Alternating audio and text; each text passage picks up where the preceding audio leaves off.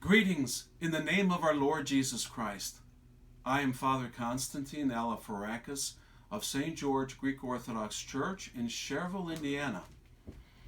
On the Saturday of Souls before Pentecost, our Holy Orthodox Church prays for all our precious loved ones who have passed from life to life.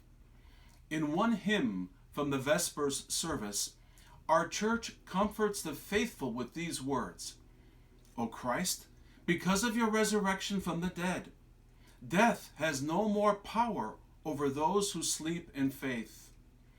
May we rest in the heavenly mansions, in the bosom of Abraham, together with all your faithful servants, all who have worshipped you in purity of heart, from the days of Adam to this present time. Our fathers and mothers, brothers and sisters, all our relatives and our friends, everyone who has passed through this life in faith, make us all worthy of your heavenly kingdom.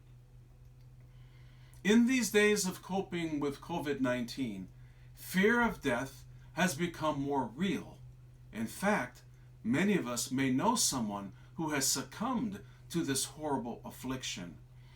With the passing of our loved ones, we are reminded that we are all mortal human beings. We live temporarily upon this earth. We are all just passing through.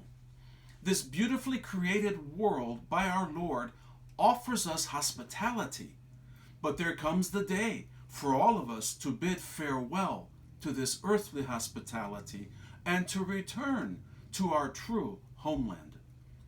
Our soul returns to its point of origin, from whence it came. The Holy Scriptures say in Genesis 2:7, quote, "And God breathed into the nostrils of the lifeless body of Adam, and Adam became a living soul," unquote. The living existence of a human being, the soul, is the creation of God through his inbreathing. And so, death is the moment when the soul, this breath of God, returns to where it came from, that is, God himself. But we also know that Christ's death put death to death. Death is powerless before Christ. The grave could not hold him.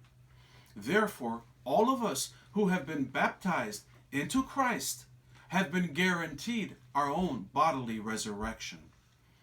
Just 49 days ago, our church triumphantly proclaimed, "Resurrection Day, O peoples, let us brilliantly shine. Pascha, the Lord's Pascha.